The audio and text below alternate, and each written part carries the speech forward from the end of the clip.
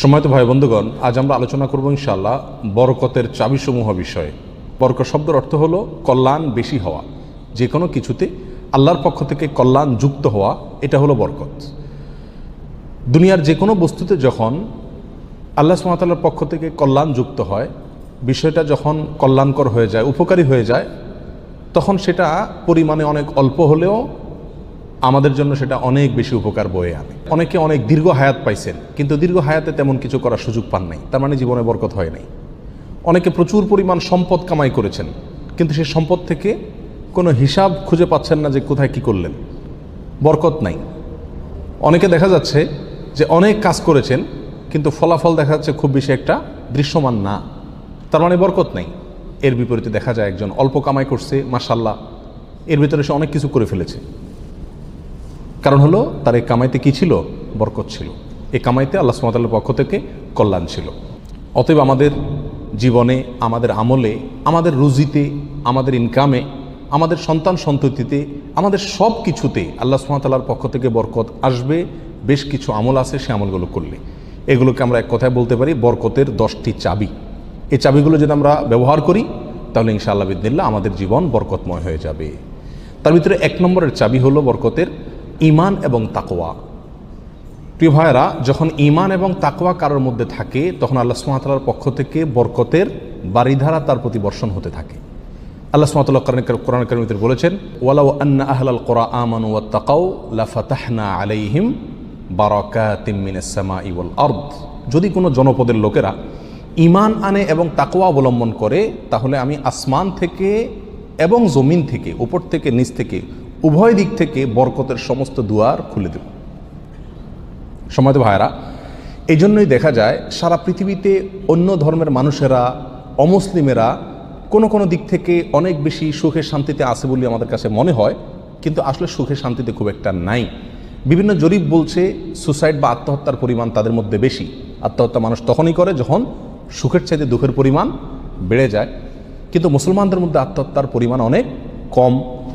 মুসলমানরা বেশিরভাগই গরিব, অভাবী, তারপরেও তাদের মধ্যে আত্মহত্যার পরিমাণ কম। এটা একটা আলামত যে তাদের জীবনে কি আছে? বরকত আছে। কারণ ঈমান সামান্য হলেও আছে। আর যার জীবনে ঈমান নাই, তাকে দেখবেন যে অনেক আট্টালিকাতে সে আছে, সুখে শান্তির অনেক উপকরণ তার কাছে আছে, কিন্তু আসলে সুখ শান্তিতে খুব একটা সে নাই। কারণ তার জীবনে কি নাই? বরকত নাই। এই জন্য কেউ যদি ঈমান আনে আর তাকওয়া অবলম্বন করে, এই দুটি জিনিস যদি কারোর ভিতরে থাকে, তাহলে আল্লাহ সুবহানাহু ওয়া তাআলার ওয়াদা হলো আসমান এবং জমিন থেকে বরকতের সমস্ত দুয়ারগুলো তার জন্য কি করে দেওয়া হবে? খুলে দেওয়া হবে। এই জন্য ভাই, ঈমানকে খালেস করতে হবে শিরক থেকে, কুফরি থেকে, নেফাকি থেকে। শিরক, কুফর, নেফাক, এগুলো থেকে ঈমানকে পরিচ্ছন্ন করতে হবে আর তাকওয়া অবলম্বন করতে হবে। তাকওয়া কি? তাকওয়া হলো আল্লাহর ভয়ে যে কোনো হারাম কাজ থেকে বেঁচে থাকা। আল্লাহর ভয়ে যদি আমি হারাম কাজ থেকে বেঁচে থাকার মানসিকতা আমার ভিতরে থাকে, যার ভিতরে যত বেশি থাকবে, আল্লাহ সুবহানাহু ওয়া তাআলা তার জীবনকে তত বেশি বরকতময় করে দিবেন। বরকতের 2 নম্বর চাবি হলো যে কোনো কাজের শুরুতে বিসমিল্লাহ বলা। যে কোনো কাজের শুরুতে কি করা? বিসমিল্লাহ বলা। নবী আলাইহিস সালাম বলেছেন, তোমাদের মধ্যে কেউ যখন খানা শুরু করে এবং সে যদি বিসমিল্লাহ বলে, তো শয়তান তার সাথে ওই খাবারে যোগ দিতে পারে না, ভাগ বসাতে পারে না। যেটুকু আছে সেটুকু তার জন্য কল্যাণ বয়ে আনে, কল্যাণ করা হয় খাবার। অনুরূপভাবে কেউ যদি বাসা বাড়িতে প্রবেশ করে, বিসমিল্লাহ বলে ঢুকে, তাহলে সেই ঢোকার সময় তার সাথে কি হতে পারে না? শয়তান যোগ দিতে পারে না। অনুরূপভাবে প্রত্যেকটা কাজে বান্দা যখন ভালো কাজে যখন বিসমিল্লাহ বলে শুরু করে, তখন শয়তান সে কাজে আর অংশগ্রহণ করতে পারে না। আর শয়তান যখন ইন্টারফেয়ার করতে পারে না, তাহলে আল্লাহ সুবহানাহু ওয়া তাআলার পক্ষ থেকে সেখানে বরকত আসা খুবই সহজ হয়ে যায়, এটাই স্বাভাবিক। অতএব বিসমিল্লাহর পরিমাণ বেশি বলা। 3 নম্বর বরকতের চাবি হলো ভাই কোরআনে কারিমের সাথে সম্পৃক্ততা বাড়ানো। যে যত বেশি কোরআনের সাথে সম্পর্ক গড়বে, তার জীবনে তত বেশি বরকত নেমে আসবে। যে ঘরে কোরআন তেলাওয়াত হবে, কোরআনের চর্চা হবে, কোরআনের শেখা হবে, কোরআন বুঝাবুঝি হবে, কোরআনের উপর আমল করার প্রবণতা থাকবে, অভ্যাস থাকবে, সেই ঘরে আল্লাহ সুবহানাহু ওয়া তাআলার বরকত তত বেশি আসবে। আল্লাহ সুবহানাহু ওয়া তাআলা কোরআনে কারিমের ভিতরে বলেছেন, ওয়াহাদা কিতাবুন আনজালনাহু মুবারাক। কোরআনে কারিমকে আল্লাহ সুবহানাহু ওয়া তাআলা কোরআনের বহু জায়গায় বলেছেন যে এটা কিতাবে মুবারাক। এই কোরআনটা হলো কি? বরকতময়। অতএব এর সাথে যে যত বেশি সম্পৃক্ত হবে, তত বেশি তার জীবন কি হবে? বরকতময় হয়ে যাবে। নবী আলাইহিস সালাম বলেছেন সহিহ মুসলিমের হাদিসে, ইন্নাল্লাহা ইয়ারফাউ বিহাযাল কিতাবি আকওয়ামা ওয়া ইয়াদাউ বিহি আখারিন। আল্লাহ তাআলা এই কিতাব দিয়ে বহু মানুষকে উপরে উঠাবেন, আবার বহু মানুষকে নিচে নামাবেন। অর্থাৎ এই কিতাব, কোরআন, এটাকে যারা ফলো করবে আল্লাহ তাআলা তাদেরকে মর্যাদা বাড়াবেন, আর যারা ফলো করবে না তাদের মর্যাদা কমাবেন। বাহ্যিকভাবে মনে হবে সুখের সাগরে ভাসছে, আসলে দুঃখের কোনো অন্ত তাদের জীবনে থাকবে না। তাহলে বরকতের 3 নম্বর চাবি হলো কি? কোরআনের সাথে সম্পর্ক বেশি বেশি করা, কোরআন তেলাওয়াত করা, কোরআন বুঝা, কোরআন অনুযায়ী আমল করার চেষ্টা করা। যত বেশি যে করবে আল্লাহ তাআলা তার জীবনের প্রতিটা পদে পদে তত বেশি কি দিবেন? বরকত দান করবেন। বরকতের 4 নম্বর যে চাবি আছে সেটা হলো ভাই সাদাকা করা, দান করা। কি করা? দান করা, সাদাকা করা। সাদাকা এবং দান করলে বহু হাদিস থেকে বোঝা যায়, জানা যায় যে বিপদ আপদ দূর হয়ে যায়। আমাদের যে কোনো কাজ থেকে, যে কোনো অর্থকড়ি থেকে, যে কোনো উপার্জন থেকে আমাদের কল্যাণটা আসে না, এর একটা বড় কারণ হলো বিপদ এসে যায়। আমি একটা দোকানদারি শুরু করলাম, একটা বিপদ এসে গেল, তাহলে আমার সেখান থেকে কল্যাণটা আর আসলো না। তো বরকত যদি আপনি চান প্রত্যেকটা বস্তুতে, প্রত্যেকটা জিনিসে কল্যাণ আসুক, উপকার হোক জিনিসটা আপনার জন্য, ছোট চাকরি, অল্প আয়, ছোট ব্যবসা, এর ভিতরেই আল্লাহ তাআলা কল্যাণ দিয়ে দেখ। আপনি যদি চান তাহলে আপনার কি করতে হবে? সাদাকার অভ্যাস করতে হবে। দান করলে মুসিবত এবং বিপদ দূর হয়। তো আপনার ওই অল্প আয় থেকে যখন বিপদ দূর হয়ে যাবে বা বিপদ মুক্ত থাকবে, তখন ইনশাআল্লাহ বিদিনিল্লাহ সেটা আপনার জন্য কি হয়ে যাবে? কল্যাণকর এবং বরকতময় হয়ে যাবে। ওর ভিতরে আপনার জন্য বরকত থাকবে। অতএব সাদাকার অভ্যাস করা, সারা বছর অল্প স্বল্প হলেও, পরিমাণে খুব অল্প হোক। এক হাদিসে নবী সাল্লাল্লাহু আলাইহি ওয়াসাল্লাম বলেছেন, খেজুরের অংশ দিয়েও যদি হয় তবুও তুমি সাদাকা করে জাহান্নামের আগুন থেকে বাঁচার চেষ্টা করো। বিপদ থেকে রক্ষার জন্য আমরা সাধ্য অনুযায়ী সাদকা করব, অনেক বেশি করা কোনো জরুরি না। প্রতিদিন সদকা করা একটা জটিল বিষয়। অনেক সময় প্রতিদিন আমি অভাবী লোক পাইও না, তাহলে একটা বাক্স রাখতে পারি বাসায়, যে প্রতিদিন আমি সেখানে 1 টাকা রাখবো, 2 টাকা রাখবো, যতটুকু সাধ্যগুলো ততটুকু রাখবো। তাহলে নিয়মিত আমি দানের সওয়াবটা পেয়ে গেলাম। এই টাকাটা অভাবী লোকের, পরে কয়দিন পর পর খুলে আমি দিয়ে দিলাম মানুষকে। তাহলে প্রতিদিন সৎকার আমলটা হয়ে গেল। এবং সৎকার নিয়মিত করলে কি হয়? বরকত প্রত্যেকটা ক্ষেত্রে নেমে আসে। নাম্বার 5, বরকতের 5 নম্বর চাবি হলো ভাই আত্মীয় স্বজনের সাথে সম্পর্ক ভালো রাখা। এটা বহুল পরীক্ষিত একটি আমল ভাই। আত্মীয় স্বজনের সাথে যে যত বেশি সম্পর্ক ভালো রাখে, মা বাপ, ভাই বোন, ফুফু, চাচা, কাছের লোকজন, রক্ত সম্পর্কীয় লোক যারা, বিশেষ করে তাদের সাথে যে যত বেশি সম্পর্ক ভালো রাখে এবং তাদের সাথে সম্পর্ককে নষ্ট করে না, তারা যদি দুর্ব্যবহার করে তো নিজের পক্ষ থেকে ভালো ব্যবহার করার চেষ্টা করে, তো এই লোকের জীবনে আল্লাহ তাআলা বরকত দান করেন। এটা পরীক্ষিত বিষয়। অতএব এই চাবিটি বরকতের, এটা খুবই গুরুত্বপূর্ণ। 5 নম্বর, অর্থাৎ আত্মীয় স্বজনের সাথে, রক্ত সম্পর্কীয় লোকদের সাথে কি করতে হবে? সম্পর্ক সবসময় বিল্ড আপ করার চেষ্টা করতে হবে, তাদের খোঁজখবর নিতে হবে, সাধ্য অনুযায়ী তাদের পাশে দাঁড়াতে হবে। যদি পাশে দাঁড়াতে নাও পারেন, অন্তত সম্পর্কটাকে কি করতে হবে? ভালো রাখার চেষ্টা করে যেতে হবে।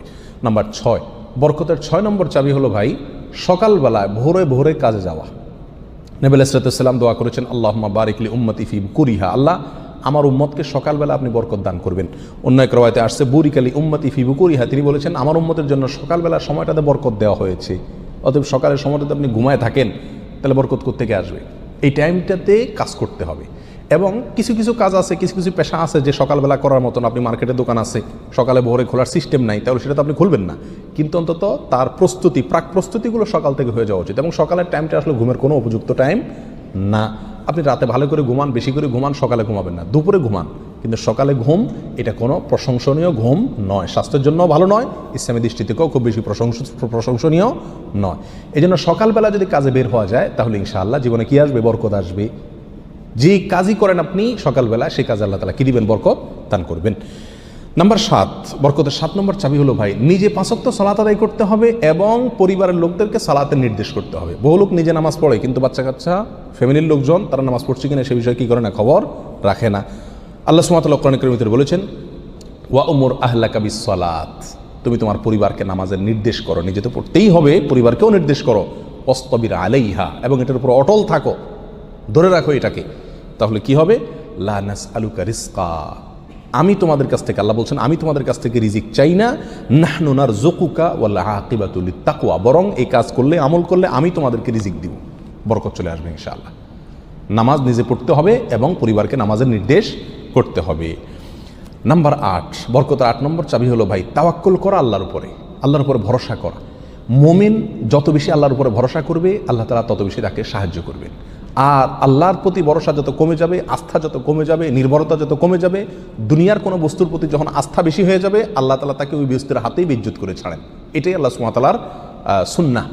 যার কারণে আল্লাহর প্রতি যে যত বেশি তাওয়াক্কুল করে, আল্লাহ তাআলা তাকে তত বেশি উদ্ধার করেন এবং সাহায্য করেন। বরকতের জন্য এটা একটা অন্যতম উপায়।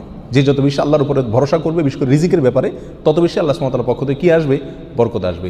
একটু কোনো কারণে আমাদের ইনকামের উপরে চাপ আসলে, প্রেশার আসলে আমরা অস্থির হয়ে যাই, হাউতাশ হয়ে যায়, নিরাশ হয়ে যায়। অনেকে তো আজেবাজে মন্তব্য করা শুরু করি, আল্লাহর উপর তাওয়াক্কুল থাকে না। তো আসবে কোত্থেকে রিজিক? রিজিক আসবে তখন যদি আল্লাহর উপরে ভরসাটা পূর্ণমাত্রায় থাকে।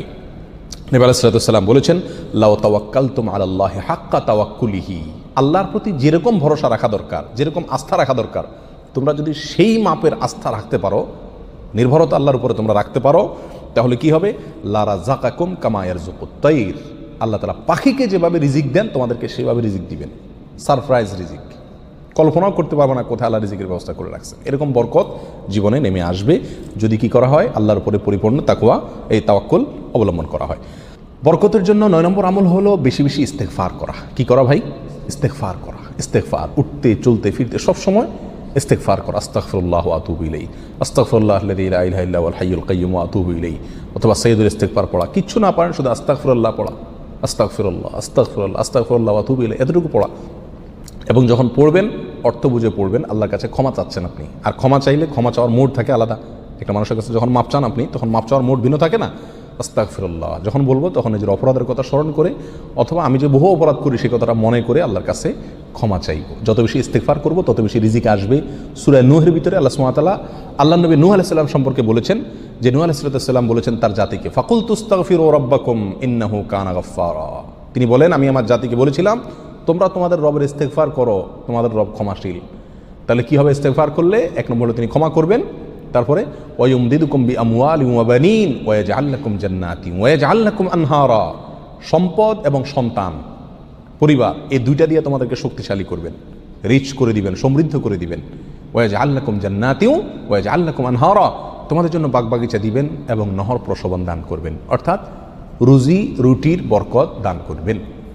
সম্মানিত ভাই বন্ধুগণ, তাহলে ইস্তেগফার করলে রুটি রুজির বরকত হয়, সম্পদে আপনার বরকত হয়, সন্তানে বরকত হয়, পরিবারে বরকত হয়। অতএব ইস্তেগফার বেশি বেশি করতে থাকতে হবে। নবী আলাইহিস সালাম বলেছেন, মাল্লাজিম আল ইস্তেগফার, যে ব্যক্তি ইস্তেগফারকে ধরে রাখবে, সবসময় নিয়মিত ইস্তেগফার করবে, জাআলাল্লাহু মিন কুল্লি যিকিন মাখরাজা, সকল কঠিন মুহূর্ত থেকে বের হওয়ার জন্য আল্লাহ তাআলা তাকে পথ দেখাই দিবেন।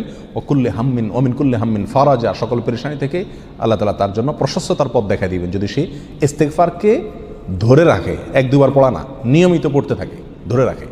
অতএব বরকতের জন্য বেশি বেশি ইস্তেগফার করতে হবে। 10 নম্বর বরকতের চাবি হলো ভাই, পরিপূর্ণ সালামের ব্যাপক পরিমাণে প্রচলন ঘটাতে হবে, দিতে হবে। সালামের পরিপূর্ণ রূপ হলো আসসালামু আলাইকুম ওয়া রাহমাতুল্লাহি ওয়া বারাকাতুহু। এখানে আমরা সবাই জানি দোয়া করা হয়, আপনার প্রতি শান্তি বর্ষিত হোক, আল্লাহর রহমত বর্ষিত হোক এবং আল্লাহর বরকত নাজিল হোক আপনার প্রতি। তাহলে আপনি যখন কারোর প্রতি সালাম দিচ্ছেন, পূর্ণাঙ্গ সালাম, আসসালামু আলাইকুম ওয়া রাহমাতুল্লাহি ওয়া বারাকাতুহু, তার মানে আপনি কেমন যেন তার জন্য বরকতের দোয়া করছেন, শান্তির দোয়া করছেন। আর হাদিসে আসছে, কোনো মুসলিমের জন্য যদি আপনি বরকতের দোয়া করেন বা যে কোনো দোয়া করেন, তো ফেরেশতা আপনার জন্য দোয়া করে আল্লাহ এই বান্দাকেও আপনি দান করেন। তাছাড়া যাকে সালাম দিবেন তিনিও জবাব দিবেন। আপনি যেহেতু অবারাকাতু পর্যন্ত পড়বেন, তার জন্য উচিত হবে বরাকাতু পর্যন্ত দেওয়া। সালাম যতটুকু দেওয়া হয় পরিপূর্ণ কমপক্ষে অতটুকু দিতে হয়। অতএব যত বেশি সালাম দেওয়া হবে তত বেশি ফেরেশতা আমার জন্য বরকতের দোয়া করবে, আর যাকে সালাম দিচ্ছি তিনিও করবেন। তাহলে সালামের প্রচলন ব্যাপক পরিমাণে যদি করতে পারি, তাহলে আমাদের জীবনে কি আসবে ভাই? বরকত নেমে আসবে। আর আগেই বলেছি, বরকতের অল্প বেবরকতের বহুর চাইতে উত্তম এবং শ্রেষ্ঠ। আল্লাহ তাআলা আমাদেরকে বরকতের সম্পদ দান করুক। অধিক সম্পদ নয়, বরকতের সম্পদ। আল্লাহ তাআলা আমাদের বরকতের সন্তান দান করুক। অধিক সন্তান নয়, বরকতের সন্তান। কল্যাণ যে সন্তানে আছে সেখানে অনেক বেশি হলো, কিন্তু কল্যাণ তার ভিতরে নাই, উপকারটা নাই, তাহলে এই বেশির কোনো লাভ হলো না। আল্লাহ তাআলা আমাদের গোটা জীবনকে, আমাদের উপার্জনকে, আমাদের সম্পদকে, আমাদের নেক আমলকে, আমাদের সন্তান সন্ততিকে, আমাদের পরিবারকে, পরিজনকে, আমাদের চিন্তা চেতনাকে, আমাদের সব কিছুকে আল্লাহ সুবহানাহু ওয়া তাআলা বরকতময় করে দিন। সব কিছুতে আল্লাহ তাআলা কল্যাণ এবং উপকারিতা প্রচুর পরিমাণে বৃদ্ধি করে দিন। জাযাকুমুল্লাহ ওয়া আখিরু দাওয়ানা আলহামদুলিল্লাহি রাব্বিল আলামিন।